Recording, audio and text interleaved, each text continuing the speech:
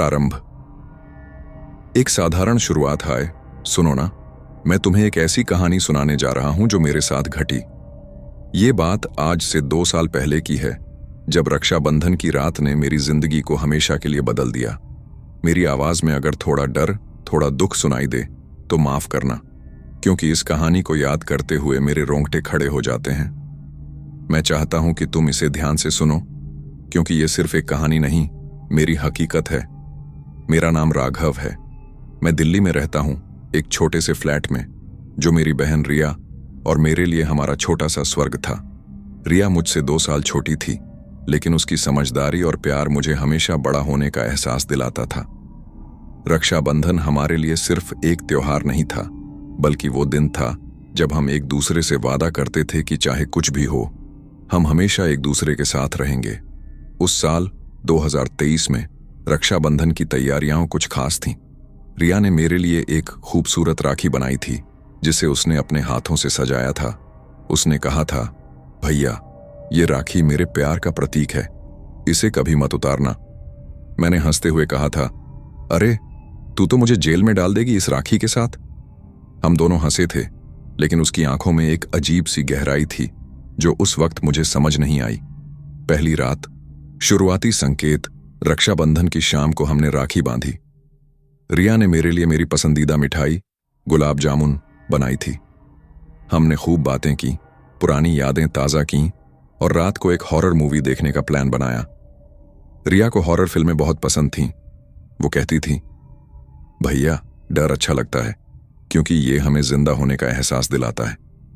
मैंने उसकी बात को मजाक में टाल दिया, लेकिन उस रात कुछ ऐसा हुआ जिसने मुझे डर का असली मतलब समझा दिया। रात के करीब 11 बजे होंगे। हम मूवी देख रहे थे। अचानक बिजली चली गई। दिल्ली की गर्मी में बिना पंखे के हालत खराब थी। रिया ने कहा, भैया, मैं छत पर जाकर थोड़ी हवा खा के आती हूं। मैंने उसे मना किया, क्योंकि रात हो चुकी थी और हमारा मोहल्ला रात में थोड़ा सुनसान हो जाता था। लेकिन रिया की जिद के आगे मैं हार गया। उसने कहा, अरे बस 5 मिनट, तुम भी चलो ना। मैंने कहा, तू जा, मैं मोमबत्ती ढूंढता हूं। वो छत पर चली गई। मैंने मोमबत्ती जलाई और उसे बुलाने के लिए ऊपर जाने लगा। लेकिन जैसे ही मैं सीढ़ियों पर पहुंचा, मुझे एक अजीब सी आवाज सुनाई दी, जैसे कोई धीमे धीमे रो रहा हो। मैंने सोचा शायद पड़ोस की कोई बिल्ली होगी, लेकिन फिर वो आवाज तेज हुई। ये रिया की आवाज थी। वो चीख रही थी, भैया, भैया, बचाओ। मैं दौड़ता हुआ छत पर पहुंचा। वहां अंधेरा था, सिर्फ चांद की हल्की रोशनी में कुछ दिख रहा था। रिया कोने में खड़ी थी, उसका चेहरा सफेद पड़ चुका था। मैंने पूछा, क्या हुआ रिया, तू ठीक है? उसने कांपते हुए मेरी तरफ देखा और कहा, भैया, वो यहां थी। कौन थी? मैंने पूछा। मेरा दिल तेजी से धड़क रहा था।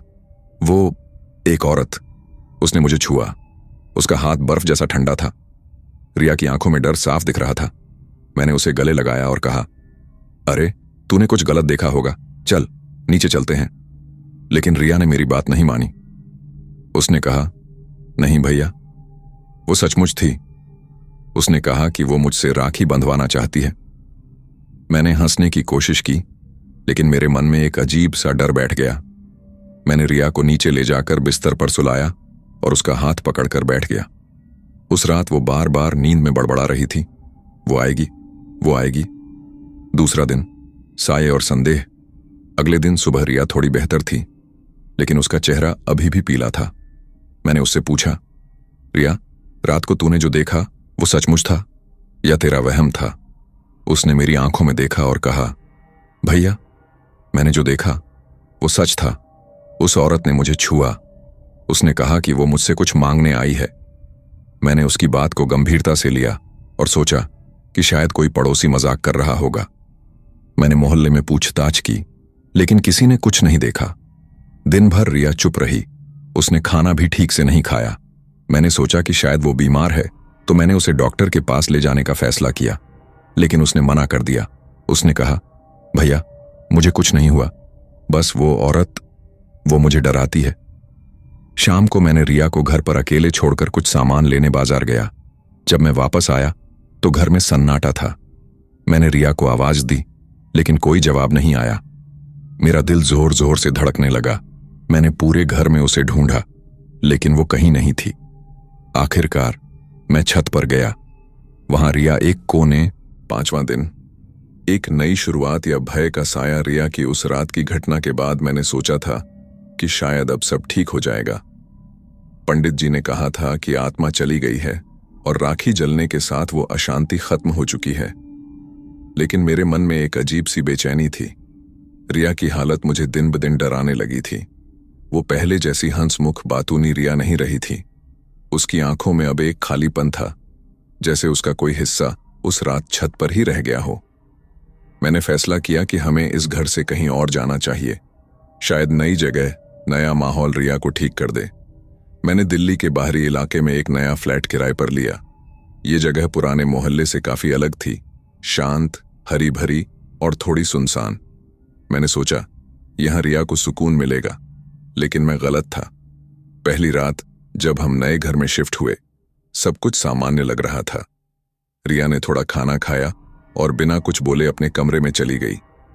मैंने उसे परेशान नहीं किया, क्योंकि मैं जानता था कि उसे समय चाहिए। रात को मैं अपने कमरे में लेटा हुआ था, जब मुझे फिर से वही ठंडी हवा का एहसास हुआ। खिड़की बंद थी, फिर भी कमरे में एक अजीब सी सिहरन थी। मैंने सोचा शायद ये मेरा वहम है, लेकिन तभी मुझे रिया के कमरे से एक धीमी सी आवाज सुनाई दी, जैसे कोई फुसफुसा रहा हो। मैं उठा और उसके कमरे की तरफ गया। दरवाजा हल्का सा खुला था। मैंने अंदर झांका। रिया अपने बिस्तर पर बैठी थी, सामने दीवार की ओर देख रही थी। उसकी मुद्रा अजीब थी। वो बिल्कुल सीधी बैठी थी, जैसे कोई कठपुतली हो। मैंने धीरे से कहा, रिया तू ठीक है? उसने जवाब नहीं दिया। मैंने फिर बुलाया, रिया। इस बार उसने धीरे से सिर घुमाया। उसकी आंखें, भगवान, वो आंखें, वो रिया की नहीं थीं। उनमें एक अजीब सी चमक थी, जैसे कोई और उसकी आंखों से मुझे देख रहा हो। उसने धीमे से कहा, भैया। उसने कहा कि वो अभी भी यहां है। मेरा दिल बैठ गया। मैंने पूछा, कौन रिया? कौन यहां है? उसने दीवार की ओर इशारा किया और कहा, वो कह रही है कि तुमने उसका वादा तोड़ा। मैंने दीवार की ओर देखा। वहां कुछ नहीं था, सिर्फ एक सादी सफेद दीवार। लेकिन फिर भी मेरी रीढ़ में सिहरन दौड़ गई। मैंने रिया को पकड़ा और कहा, रिया, ये सब तेरा वहम है, तू दवा ले, सो जा। लेकिन उसने मेरी बात अनसुनी कर दी।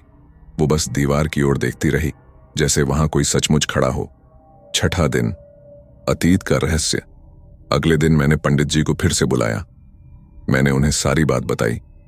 उन्होंने गंभीर होकर कहा, राघव, ये आत्मा इतनी आसानी से नहीं जाएगी।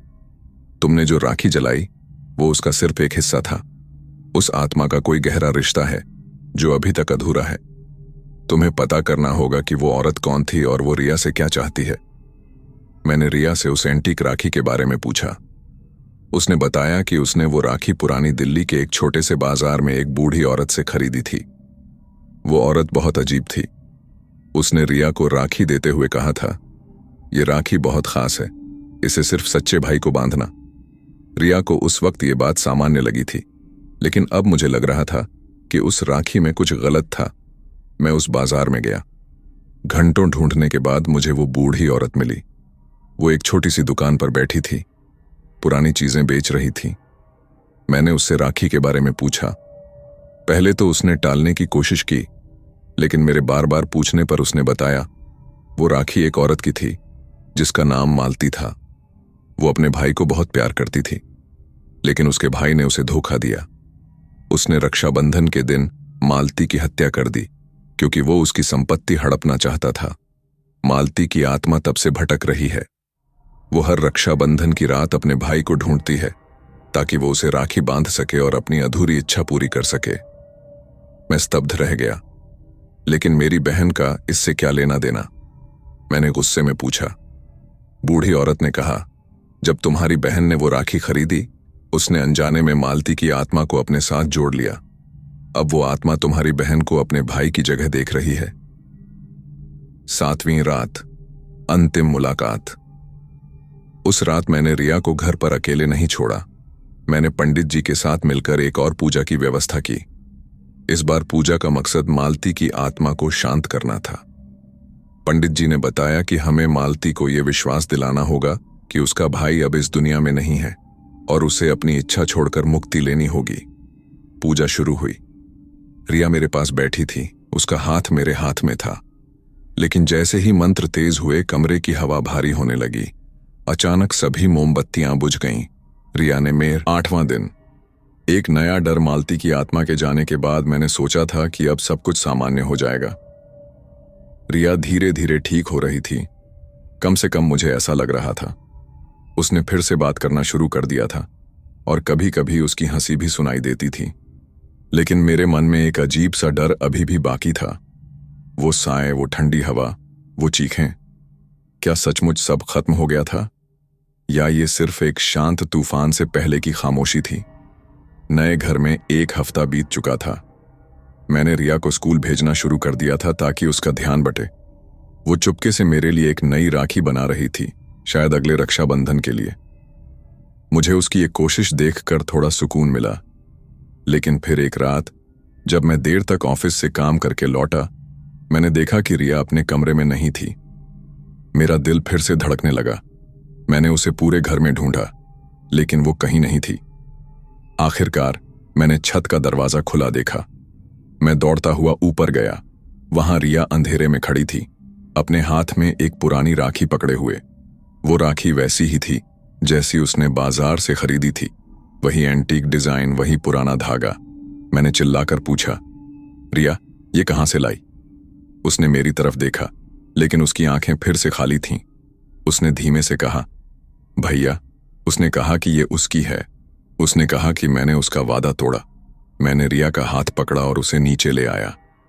मेरा दिमाग सुन्न हो चुका था। मैंने सोचा था कि वो राखी जल चुकी थी। फिर ये कहां से आई? मैंने रिया से पूछा, लेकिन वो बस चुप रही। उस रात मैंने राखी को अपने लॉकर में बंद कर दिया और रिया को सुलाने की कोशिश की, लेकिन नींद मुझसे कोसों दूर थी। 9वां दिन, अतीत का पीछा। अगले दिन मैं फिर से उस बूढ़ी औरत के पास गया जिसने रिया को राखी बेची थी। मैंने उसे वो राखी दिखाई और गुस्से में पूछा, ये क्या माजरा है? आपने कहा था कि मालती की आत्मा चली गई, फिर ये राखी मेरी बहन के पास कैसे पहुंची? बूढ़ी औरत ने राखी को देखा और उसका चेहरा सफेद पड़ गया। उसने कांपती आवाज में कहा, ये नहीं हो सकता। मैंने ये राखी कई साल पहले बेची थी। ये मालती की राखी नहीं है, ये किसी और की है। किसकी? मैंने चिल्लाकर पूछा। उसने बताया कि कई साल पहले उसने एक और राखी बेची थी जो एक दूसरी औरत, सावित्री, की थी। सावित्री की कहानी मालती से भी ज्यादा दुखद थी। सावित्री का भाई एक सैनिक था जो युद्ध में मर गया था। सावित्री ने अपने भाई के लिए हर साल राखी बनाई थी, लेकिन वो उसे कभी बांध नहीं पाई। उसकी मौत एक रहस्य थी। कुछ लोग कहते थे कि उसने अपने भाई की याद में खुद को मार लिया और उसकी आत्मा अब भी अपने भाई को ढूंढ रही थी। मुझे यकीन नहीं हुआ। तो क्या मेरी बहन अब 2 आत्माओं के चक्कर में फंस गई है? मैंने गुस्से में पूछा। बूढ़ी औरत ने कहा, नहीं राघव, ये आत्माएं एक दूसरे से जुड़ी हुई हैं। मालती और सावित्री की कहानियां एक ही दर्द से बंधी हैं। अधूरे वादे, टूटे रिश्ते। तुम्हारी बहन की राखी ने इन दोनों को जगा दिया। 10वीं रात, 2 आत्माओं का सामना। मैंने पंडित जी को फिर से बुलाया। इस बार उन्होंने कहा कि हमें दोनों आत्माओं को एक साथ शांत करना होगा, वरना रिया कभी चैन से नहीं जी पाएगी। पूजा की तैयारी शुरू हुई। मैंने रिया को अपने पास रखा, उसका हाथ पकड़े हुए। वो चुप थी, लेकिन उसकी सांसें तेज थीं, जैसे वो किसी डरावने सपने में हो। रात के 12 बजे, जब पूजा अपने चरम पर थी, कमरे में फिर से वही ठंडी हवा चली। इस बार 2 साए दिखे, एक मालती का जिसे मैं पहले देख चुका था और दूसरा सावित्री का। सावित्री का साया ज्यादा भयानक था। उसकी आंखें खून से लाल थीं और उसकी आवाज में गुस्सा था। उसने कहा, मेरा भाई, मुझे मेरा भाई दो। रिया ने मेरे हाथ को जोर से पकड़ा और चीखी, भैया, वो मुझे ले जाएंगी। मैंने उसे गले लगाया और कहा, रिया, डर मत, मैं तुम्हें कुछ नहीं होने दूंगा। पंडित जी ने मंत्र पढ़ना तेज किया। उन्होंने दोनों राखियों को एक साथ अग्नि में डाला। कमरे में एक तेज चीख गूंजी और दोनों साए एक दूसरे में घुलने लगे। मालती और सावित्री की आत्माएं जैसे एक दूसरे से लड़ रही थीं। अचानक रिया ने मेरे कंधे पर सिर रखा और बेहोश हो गई। जब पूजा खत्म हुई, साए गायब हो चुके थे।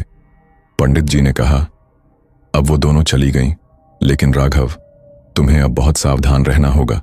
रिया की आत्मा कमजोर हो चुकी है, उसे प्यार और देखभाल की जरूरत है। 11वां दिन।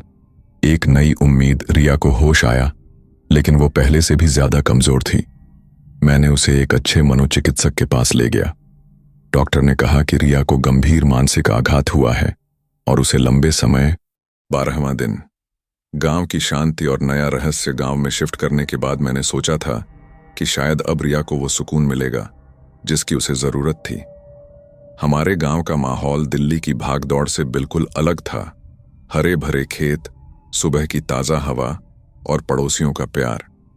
माँ और पिताजी ने रिया की पूरी देखभाल शुरू कर दी।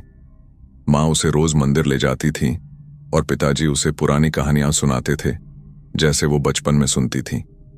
रिया की आंखों में धीरे धीरे चमक लौट रही थी, लेकिन मेरे मन का डर अभी भी खत्म नहीं हुआ था। एक दिन जब मैं खेतों से लौट रहा था, मुझे गांव के बुजुर्ग रामू काका मिले। वो गांव के सबसे पुराने लोगों में से एक थे और उन्हें पुरानी कहानियों और आत्माओं के बारे में बहुत कुछ पता था। मैंने उन्हें रिया की सारी कहानी सुनाई, मालती, सावित्री और उन राखियों के बारे में। काका ने मेरी बात ध्यान से सुनी और फिर गहरी सांस लेते हुए कहा, राघव, ये आत्माएं इतनी आसानी से नहीं जाती। जो राखी तुमने जलाई वो सिर्फ एक बंधन थी, लेकिन आत्माओं का दर्द उस राखी से कहीं गहरा है। मैंने पूछा, काका, इसका मतलब क्या है? क्या वो दोनों अभी भी रिया के पीछे हैं? काका ने कहा, नहीं, शायद वो दोनों चली गईं। लेकिन गांव में एक पुरानी कहानी है। हमारे गांव के पास एक पुराना कुआं है जो अब सूख चुका है। लोग कहते हैं कि वहां कई साल पहले एक औरत ने अपने भाई की बेवफाई की वजह से खुद को मार लिया था। उसका नाम कोई नहीं जानता, लेकिन उसकी आत्मा आज भी उस कुएं के आसपास भटकती है। अगर तुम्हारी बहन ने कोई और पुरानी चीज छुई है तो हो सकता है कि वो आत्मा भी तुम्हारे पीछे लग गई हो। मेरे रोंगटे खड़े हो गए। मैंने सोचा, क्या रिया ने फिर से कोई गलती कर दी? मैंने उससे पूछा कि क्या उसने गांव में कुछ पुराना सामान छुआ था। उसने मना किया, लेकिन उसकी आंखों में एक झिझक थी, जैसे वो कुछ छिपा रही हो। मैंने उसका पीछा करना शुरू किया। 13वीं रात। कुएं का साया। उस रात जब सब सो चुके थे, मैंने देखा कि रिया चुपके से घर से बाहर निकली। मैं उसके पीछे गया। वो गांव के उस पुराने कुएं की ओर जा रही थी जिसके बारे में रामू काका ने बताया था। अंधेरे में उसकी आकृति धीरे धीरे कुएं के पास पहुंची। वो वहां रुकी और कुछ बड़बड़ाने लगी। मैंने पास जाकर सुना तो वो कह रही थी, मुझे माफ कर दो, मैं तुम्हारी राखी बांध दूंगी। मैंने चिल्लाकर कहा, रिया, वहां से हट। लेकिन उसने मेरी ओर नहीं देखा। वो जैसे किसी ट्रांस में थी। मैंने उसे पकड़ने की कोशिश की, लेकिन तभी मुझे एक तेज ठंडी हवा का झोंका महसूस हुआ। कुएं के अंदर से एक आवाज आई, धीमी, सर्द और भयानक, राखी, मेरी राखी। मैंने रिया को जोर से पकड़ा और उसे घर की ओर खींचने लगा, लेकिन वो चीख रही थी, भैया, वो मुझे नहीं छोड़ेगी। उसने कहा कि मैंने उसका अपमान किया। मैंने उसे शांत करने की कोशिश की, लेकिन मेरे मन में अब डर गहरा रहा था। ये नई आत्मा कौन थी और रिया से उसका क्या लेना देना था? 14वां दिन। कुएं का रहस्य। अगले दिन मैंने रामू काका को सारी बात बताई। वो गंभीर हो गए और बोले, राघव, तुम्हें उस कुएं की सच्चाई जाननी होगी।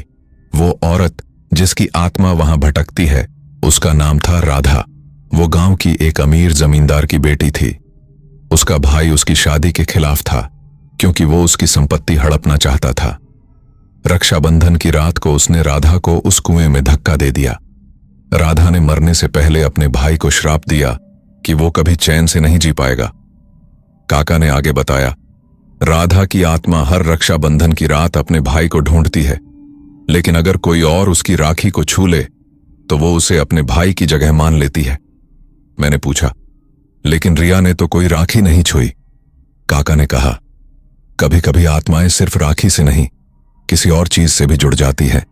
तुम्हारी बहन ने शायद कुएं के पास कुछ छुआ हो। मैंने रिया से सख्ती से पूछा, पहले तो उसने टालने की कोशिश की, लेकिन आखिरकार उसने सच उगल दिया। उसने बताया कि गांव आने के बाद वो एक दिन कुएं के पास गई थी। वहां उसे एक पुराना चांदी का कंगन मिला था जो उसने उठा लिया था।